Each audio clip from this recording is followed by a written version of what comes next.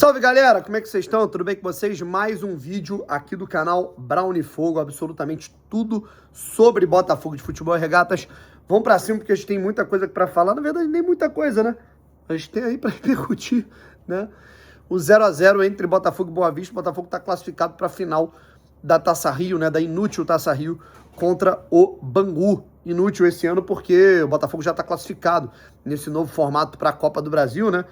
As federações tinham, né, junto com o Edinaldo Rodrigues Armado, um jeito de valorizar o campeonato estadual com a classificação através dos estaduais e não mais através de ranking, mas agora com esse novo formato da Copa do Brasil, os 20 times, né, presentes na Série A do Campeonato Brasileiro já entram diretamente na quinta fase da competição, certo? Então, não tem mais utilidade, né? O Botafogo foi eliminado pelo Flamengo, beleza?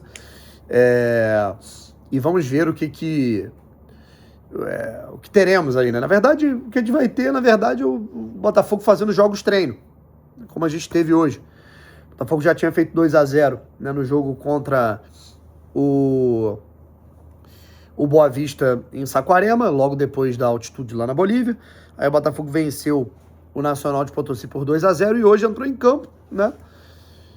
E um empate murcho, né? Sonolento, xoxo, né? Em 0x0. E que eu não vou nem falar da molecada, né, cara? Pô, você tem ali o Justino ganhando minutagem, o Arthur Novaes ganhando minutagem, o Caio Vale, né? São diversos jogadores aí com potencial, Cadu, né? Que eles precisam se mostrar, estão fazendo essa transição base profissional. Esse momento é importante para eles. Mas a gente tem aí, né? Primeiro de tudo, né? Parece que os três zagueiros não são um verdadeiro problema, né? Deu para perceber isso. Último vídeo que eu fiz aí, a galera aí falando que você tá maluco, você tá defendendo essa porra, não sei o quê, mas o problema tá longe de ser um sistema de jogo com três zagueiros que tem variações que fazem ali, no fim das contas, durante 90 minutos, maior parte, eu diria que mais da metade da minutagem, não ser uma linha de 5 ou uma linha de 3, ser uma linha de 4, né? Que no fim das contas é a mesma porra. Hoje o Botafogo entrou em campo com 4-2-3-1. E aí quando surgiu a escalação, né, todo mundo, caramba, finalmente ele se deu conta, ele percebeu que os três zagueiros, não percebeu nada, gente, vai continuar jogando com três zagueiros, contra o Barcelona de Guayaquil, o Botafogo vai entrar em campo com três zagueiros, e se o Botafogo jogar bem ou jogar mal, não vai ter nada a ver com essa porra, vai ter a ver com o mecanismo, vai ter a ver com o encaixe, vai ter a ver com as escolhas, né? Vai ter a ver com as substituições, que eu acho que no último jogo não foram boas, vai ter a ver com o desempenho dos atletas, não vai adiantar o Matheus Martins ter 3 oportunidades de jogar todas as bolas na lua, né? Então, tá longe de ser os três zagueiros o problema do Botafogo, e hoje ficou claro, o Botafogo entrou em campo num 4-2-3-1 e não fez um bom jogo, né? Tanto da parte dos atletas, quanto da parte do próprio sistema de jogo, que ainda apresenta, né, deficiências, né, de um trabalho que tá no começo, né? E aí, para mim, decepciona demais, né, a atuação dos jogadores que eles são os mais encorpados e eles estão ali para fazer a diferença, né? Perdão, não vou nem falar do Arthur Novaes, né? Não vou nem falar do Edenilson, que tá chegando agora, né? Mas nosso trio, né? Arthur, pequenininho. Tuco Correia. Eu tava com saudade do Tuco Correia, né, cara?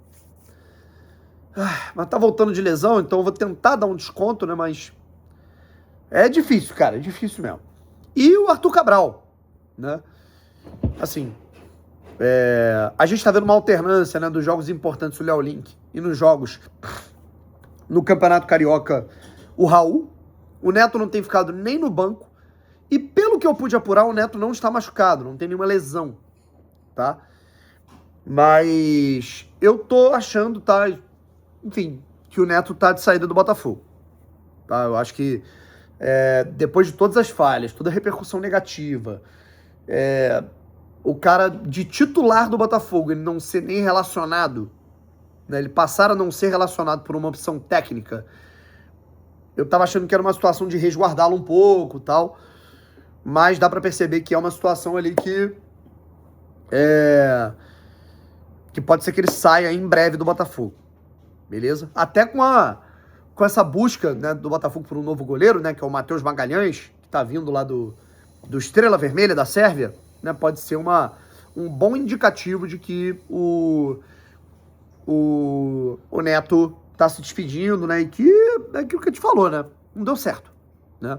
O Neto não deu certo no gol do Botafogo, né? É um goleiro que a carreira toda ele foi um suplente, ele foi um cara que ele tava ali para ajudar, né? É um cara que demonstra estar muito abaixo fisicamente, não sei se ele tá com alguma lesão, com alguma limitação, é o que parece, tá? E que ele estava sendo escalado tanto pelo David quanto pelo Anselmi por grife, pura grife. Caramba, esse cara aqui agarrou no Arsenal, no Barcelona, no Bournemouth, enquanto o Léo Link ele agarrou no Atlético Paranaense. Ele é uma titular, né? E aí aconteceu o que aconteceu, né? Por grife, o Botafogo foi eliminado da Copa do Brasil pro Vasco com falha dele. Por grife, o Botafogo tomou todos os gols como tomou contra o Grêmio, Fluminense, Flamengo, entre outras partidas em que ele foi nulo, tá certo? Mas é aquilo. Torço muito, né, para que, caso o Neto saia do Botafogo, ele se encontre em outro clube, possa se recuperar, se reerguer fisicamente, tecnicamente, psicologicamente, que ele seja feliz, né? Mas no Botafogo não deu certo, beleza? E falando em jogador lesionado, cara, eu acho que falta um esclarecimento sobre o Arthur Cabral. O Botafogo, desde que virou SAF, o Botafogo adotou uma nova medida de completo silêncio, completo sigilo, referente a jogadores lesionados, né? Antes o Botafogo falava que tal jogador tá lesionado no joelho e ele volta daqui 3 meses. Tal jogador tá lesionado no tornozelo e ele volta daqui 6 meses. Existiu o boletim médico. Esse boletim médico ele não existe mais. Então, quando o jogador ele tá com um problema que é uma lesão, que ela não é uma pancada, não é uma torção, não é uma fratura, não é uma distensão muscular, como a gente teve, sei lá, a distensão muscular do Danilo, a lesão de, sei lá, cara, de joelho do Caio Pantaleão, né? A gente tem, né, uma ausência, né, dessas informações detalhadas. E vira e mexe eu ouço, né, que o Arthur Cabral ele tá com incômodo no quadril, que ele tá com um problema no pubis, que ele tá com muitas dores, ele vive jogando com dores e com sacrifício. Então, cara, eu acho que o Botafogo tinha que se explicar, né? Eu acho que até ele tinha que abrir a boca, sabe? Porque o Arthur, cara, eu não tô falando que o Arthur é um jogador excelente não, tá? Mas ele não é essa merda toda, né? Ele no Botafogo é uma tragédia completa, e eu não falo nem de gols perdidos, de gols marcados, número de gols, chances criadas. Eu falo do básico de um centroavante que tem o físico de um armário, né? Qual que é a proposta quando você tem, volto a repetir, eu falo isso todo vídeo, qual é a proposta quando você tem um centroavante da estatura, do porte físico do Arthur Cabral? Você vai perder em explosão, você vai perder em velocidade, você vai perder em mobilidade, mas você vai ganhar em proteção do corpo, ganho no alto, ganho de segunda bola, né? Segurar a bola para a chegada do meio-campo das linhas virem um pouco mais para frente. E o Arthur perde no corpo para todos os jogadores. Pode ser o Fabrício Bruno, jogador da seleção brasileira, pode ser um lateral de meio metro do Bangu, pode ser o Kahneman, que é um puta zagueiro do Grêmio, e pode ser o Freitas, que é uma merda de zagueiro do Fluminense. Pode ser a reencarnação do Beckenbauer, ou pode ser um zagueiro que ninguém nunca ouviu falar do Boa Vista. Sabe? Então, assim, eu acho que era papo dele e do Botafogo se pronunciar até por uma questão de proteção, blindagem, né? Porque a torcida é só porrada nele.